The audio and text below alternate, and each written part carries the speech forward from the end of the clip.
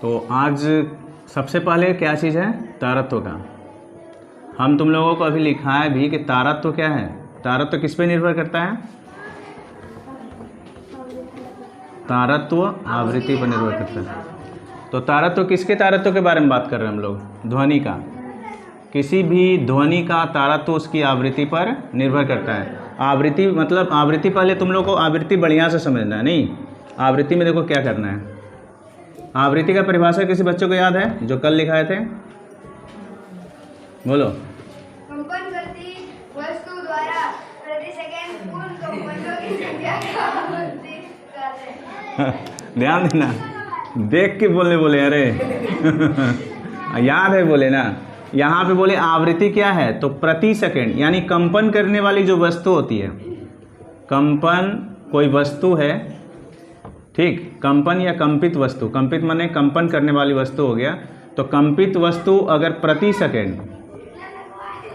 Second पूर्ण दोलनों की संख्या, पूर्ण दोलनों की संख्या, मतलब कह रहा है कि एक सेकंड में कोई वस्तु जितना बार दोलन करता है वो उसका क्या कहलाता है?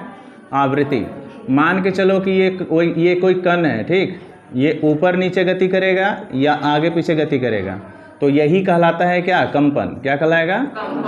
कंपन। तो अगर हम बोलेंगे कि ये कण, अगर बोलेंगे कि एक सेकंड में 10 बार कंपन करता है, एक सेकंड में 10 बार, 10 बार मतलब ऊपर नीचे 10 बार हो रहा है या आगे पीछे 10 बार हो रहा है, तो इसका आवृत्ति कितना हो जाएगा? इसका आवृत्ति हो जाएगा 10 हर्ट्ज। आवृत्ति का मात्रक क्या होता है? हर्ट्ज। हर्ट्ज बोलेंगे, आवृत्ति का मात्रक है हर्ट्ज। और आवृत्ति को हम लोग किससे सूचित करते हैं? एफ से। तुम लोग के क्लास में एफ है और आगे चल करके न्यू हो जाएगा। ये इसका हम लोग संकेत क्या लिखते हैं? न्यू। ये भी जैसा है, भी जैसा है ना, भी जैसा है, थोड़ा सा मोड़ दोगे तो क्या कहलाएगा? न्यू। और एफ का इंग्लिश तुम लोग को कल बताए थे, एफ का मतलब फ्रीक्वेंसी है ना। और फ्रीक्वेंसी का तुम लोग कभी मैथ में भी पढ़े हो, बारंबारता कहलाता है, पढ़े थे ना। तो ये बारंबारता ही, फ्रीक्वेंसी ही तुम्हारा आवृत्ति कहलाएगा। और आवृत्ति तुम लोग समझ गए कैसे होता है? जितना बार कंपन करेगा, एक सेकंड में जितना बार कंपन करेगा वो उसकी आवृत्ति कहलाएगी। तो आवृत्ति समझ रहे हो तो तारा तो समझ में आएगा।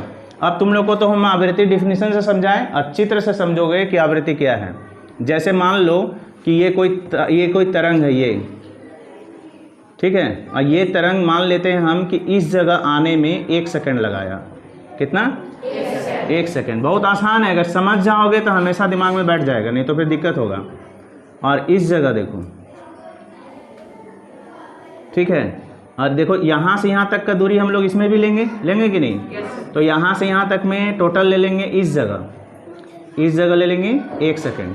तो ध्यान से देखो कि ये कंपन कर रहा है, ये तरंग जो है ना ऊपर नीचे कंपन कर रहा है, और ये भी ऊपर नीचे कंपन कर रहा है। बताए थे ना, ये माध्य स्थिति है, तुम लोगों को कल भी बताए थे कि ये बीच वाला जो स्थिति है वो क्या है? माध्य स्थिति के दोनों ओर कंपन कर रहा है, ऊपर नीचे कंपन कर रहा है, इसमें भी ऊपर नीचे कंपन कर रहा है। तो यहाँ देखो कि 1 सेकंड में कौ बार कंपन किया? 2 बार नहीं, देखो इसको, ये दोनों को मिला के 1 बार बोलेंगे, 2 बार। ये हाँ आधा है, ये आधा है, तो 1 कंपन हो गया। 2.5 बार कहाँ से? ये दोनों मिला के 1 बार, ये दोनों मिला के 1 बार, तो 1 सेकंड में कौ बार हुआ? 2 बार। अगर हम इस कंपन की आवृत्ति बोलेंगे तो इसका 2 हर्ट्ज होगा। बोलो, सीख लो चित्र से, ऐसे तुम कितनों समझ लोगे, रट लोगे, भूल जाओगे। चित्र से बहुत आसान है, और इसी से तुमको इंटर क्लास तक समझना है, ठीक ना। तो यहाँ अब 1 सेकंड में इसका गिनो, 1 बार ही, ये हो गया 2, 3, 4, 5 बार। तो इसका आवृत्ति कितना हो गया? 5 हर्ट्ज। तो किसकी आवृत्ति अधिक है? सेकंड वाला का। ये फर्स्ट तरंग है, तो हम देख रहे हैं इसकी आवृत्ति कम है, इसकी आवृत्ति अधिक है। तो यहाँ अभी तुम लोगों को हम समझा रहे थे कि आवृत्ति जो है, आवृत्ति नहीं, समझाए थे कि तारत्व किस पे निर्भर करता है?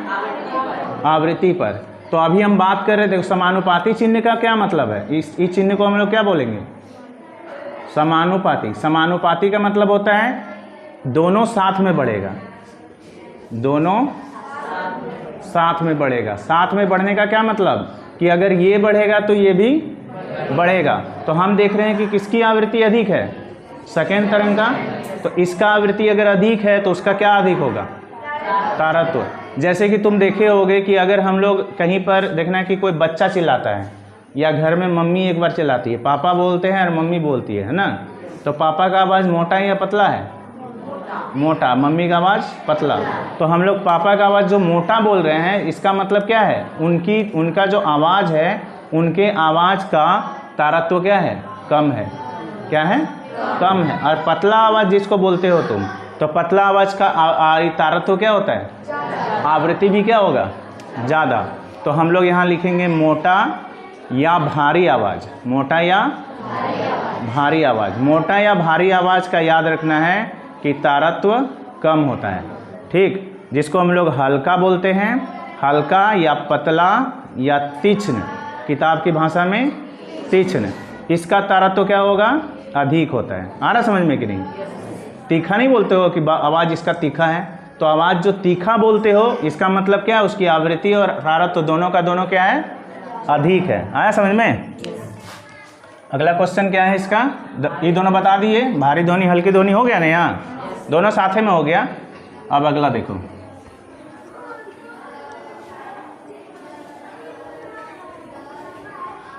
ये जो चित्र से समझाया ना तुम लोग को, बहुत इंपॉर्टेंट है। चित्र से समझ जाओगे तो आयाम भी तुम लोग को चित्र से ही समझाए थे पीछे वाला में,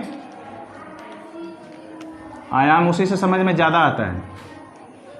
देखो अब श्रव्य, अवश्रव्य और पराश्रव्य का डायग्राम बना देते हैं, एक ही बार तुम लोग को समझ में आ जाएगा। ध्वनि, अभी अभी तुम लोग को बताए थे कि ध्वनि किस पे निर्भर करता है? आवृत्ति पर, है ना। ध्वनि आवृत्ति पर भी निर्भर करता है, अलग अलग उसका क्वालिटी होता है। और आवृत्ति को हम लोग किस में मापते हैं? हर्ट्ज में। तो ध्वनि का प्रकार समझो, ध्वनि 3 प्रकार का है यहाँ पर। एक है श्रव्य, एक है अवश्रव्य और एक लास्ट है पराश्रव्य, है ना।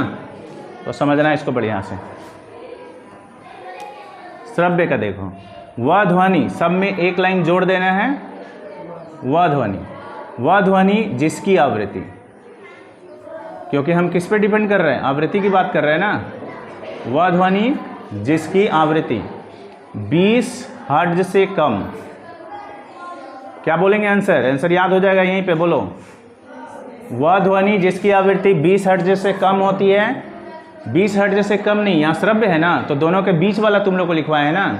20 हर्ट्ज से कम नहीं, यहाँ लिखेंगे 20 हर्ट्ज से 20,000 हर्ट्ज के बीच। 20 हर्ट्ज से 20,000 हर्ट्ज के बीच लिखवाए हैं तुम लोग को। तो 20 हर्ट्ज से, यानी 20 हर्ट्ज से ज़्यादा और 20,000 हर्ट्ज से कम। तो ऐसी ध्वनि जिसकी आवृत्ति 20 हर्ट्ज से ज़्यादा और 20,000 हर्ट्ज से कम, यानी दोनों के बीच तक लिख देंगे तो बीच हो जाएगा। तो यहाँ 20 हर्ट्ज से 20,000 तक हर्ट्ज तक होता है, वो ध्वनि क्या कहलाएगा? श्रव्य। अवश्रव्य की कैटेगरी में क्या आएगा? 20 हर्ट्ज से कम। 20 हर्ट्ज से क्या लिखोगे? बोलो। वह ध्वनि कम हो, 20 हर्ट्ज से कम हो, वो कहलाएगा अवश्रव्य। यहाँ देखो, श्रव्य का मतलब समझ लो। श्रव्य मतलब होता है सुनने योग्य। सुनने योग्य यानी जिसको हम सुन सकते हैं, या लिख सकते हैं कि जिसे सुन सकते हैं। तो जिसे सुन सकते हैं वो हो गया श्रव्य ध्वनि। अब यहाँ अव का मतलब हो गया नहीं, ठीक है। अव मतलब नहीं, मतलब अव का नहीं से अच्छा आंसर होगा कम। अव का मतलब हो गया कम। अब परा मतलब मान लो अधिक, ठीक है। तो जब हम कम की बात करेंगे तो किसका बात होगा? अव का। अधिक की बात करेंगे तो परा का। तो यहाँ साफ साफ पता चल रहा है कि अव माने कम होगा, तो किससे कम? अब उसमें किससे अधिक होगा? बोलो। 20,000 से अधिक होगा। तो यहाँ लिखेंगे क्या कि वह ध्वनि जिसकी आवृत्ति 20,000 HZ से अधिक की बात करना है, कम नहीं। कारण है, देखो बता रहे हैं, 20,000 HZ से कम होगा तो किस में आ जाएगा? श्रव्य में आ जाएगा, देख लो, है ना। अवश्रव्य में 20 HZ से अधिक बोलेंगे तो फिर भी वो 20 HZ से अधिक होगा तो श्रव्य के कैटेगरी में आएगा। इस कैटेगरी को छोड़ के ना आंसर लिखना है, अलग कैटेगरी है। तो अलग कैटेगरी के लिए तुमको लिखना होगा या तो उससे कम या तो उससे ज़्यादा, और दोनों के बीच में आ जाएगा तो श्रव्य होगा। आ रहा समझ में? तो यहाँ पे एक डायग्राम और एक ठो बना देते हैं ट्रिक वाला, जो तुम लोग को और अच्छा से याद हो जाएगा। देखो 20 HZ और यहाँ लिख देते हैं 20,000 HZ। तो इससे कम, देखो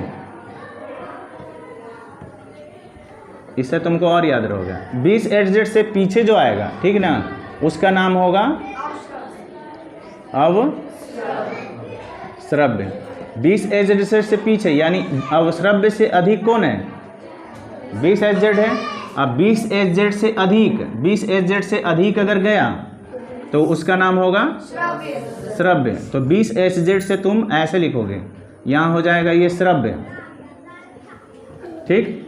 और फिर श्रव्य का जो मान होगा वो 20,000 HZ से कम होगा, तो यहाँ लिखेंगे हम लोग 20,000 HZ। तो ये श्रव्य किसके किसके बीच में आ गया? 20 HZ से 20,000 HZ के बीच में आया। अब 20 HZ से कम है तो अवश्रव्य, अब 20,000 HZ से अधिक है तो पराश्रव्य। देखो है ना, एक ही डायग्राम में सब समझ में आ जाएगा। तो ये तुमको याद रखने का तरीका है, मतलब दिमाग में सेट कर लेना है कि 20 HZ से जो पीछे आया वो अवश्रव्य, 20,000 अब 20 HZ के बीच में जो आया श्रव्य, अब 20,000 से जो ज़्यादा आया पराश्रव्य। क्लियर हो गया? अगला क्वेश्चन देखो, शोर और संगीत। शोर क्या है? शोर के बारे में अगर हम बात करेंगे तो ऐसी ध्वनि जो हमको अच्छा नहीं लगता है ना। मान लो कि कहीं पे डीजे बज रहा है, तो डीजे बज रहा है तो देखने की बहुत लोगों को ख़राब लगता है ना। और कहीं कहीं पे देखना है कि बहुत ही एकदम हल्का आवाज़ में गाना बज रहा है। दोनों में डिफरेंस यही होता है कि डीजे हम लोग थोड़ा देर सुन सकते हैं, क्या दिन भर सुन सकते हो? थोड़ा देर तुमको भी अच्छा लगेगा कि नहीं, चलो मज़ा आ रहा है, लेकिन कुछ देर बाद कहोगे, तुम ही बोलोगे कि एकदम फालतू है, बंद करो इसको। तो उसका रीज़न क्या है? वो क्या है? शोर है। और अगर हल्का ध्वनि बज रहा है तो दिन भर भी बज रहा है, कम आवाज़ में बज रहा है, मतलब अच्छा से, तो वो कहलाता है संगीत। तो शोर याद रखना है कि शोर जो है ना हम लोग के कान को अप्रिय लगेगा, और संगीत जो है हम लोगों के कान को प्रिय लगेगा। प्रिय मतलब हमें सुनने में अच्छा लगेगा, कान से मतलब नहीं है, ठीक ना। अब बहरा आदमी को क्या समझ में आएगा? बहरा आदमी को शोर संगीत सब बराबर है ना। मान लो अब कान से मतलब नहीं है, सुनाई देना चाहिए। अब कान रहते हुए सुनाई नहीं दे रहा है तो ना शोर बराबर है ना संगीत, सब एक के है ना। कितना हल्ला कर रहा है, कोई दिक्कत नहीं, बजा डीजे, है ना। डीजे जितना बजा सकते हो, उसका रीज़न है कि उसको सुनाई नहीं दे रहा है। तो ये हो गया। अब कह रहे हैं ध्वनि प्रदूषण। तो ध्वनि प्रदूषण तुम लोग भी जानते हो, अभी तुरंत पढ़ा है उसी के बारे में, कि अगर हम लोगों को ध्वनि से कोई प्रॉब्लम हो, मतलब ध्वनि इतना अधिक आवाज़ में बज रहा हो जिससे कि हम लोगों को परेशानी हो, तो परेशानी क्यों होता है? क्योंकि उससे क्या होता है, हम लोग का सर दर्द करने लगता है। नहीं, अगर तुम बोल रहे हो तो ऊंचा आवाज़ में कोई सुन नहीं रहा है, कितना ज़ोर से बोलता है, सुनाई नहीं दे रहा है, तो ये इससे क्या होगा? कौन सा प्रदूषण होता है? तो ध्वनि प्रदूषण कैसे होता है याद रखना है कि अप्रिय ध्वनि से। अप्रिय ध्वनि या अवांछनीय। देखो आंसर में तुम लोग को क्या लिखवाए हैं, बोलो एक बार, जोर से बोलो, बढ़िया से।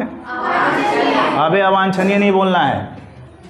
ध्वनि प्रदूषण का आंसर पूछ रहे हैं तो अवांछनीय बोल रहे हैं। अवांछनीय ध्वनियों अर्थात कोलाहल से उत्पन्न प्रदूषण ध्वनि प्रदूषण। हाँ, तो अवांछनीय ध्वनि और कोलाहल। कोलाहल हम लोग बोलते हैं हल्ला गुल्ला जिसको बोलते हो, शोर। मैंने शोर तो हम लोग बोल ही रहे हैं। शोर से, सिंपल आंसर है कि शोर से जो ध्वनि प्रदूषण होगा या शोर से जो प्रदूषण होगा उसी को हम लोग कहेंगे ध्वनि प्रदूषण। ठीक है, समझ में आया? चलो ठीक है।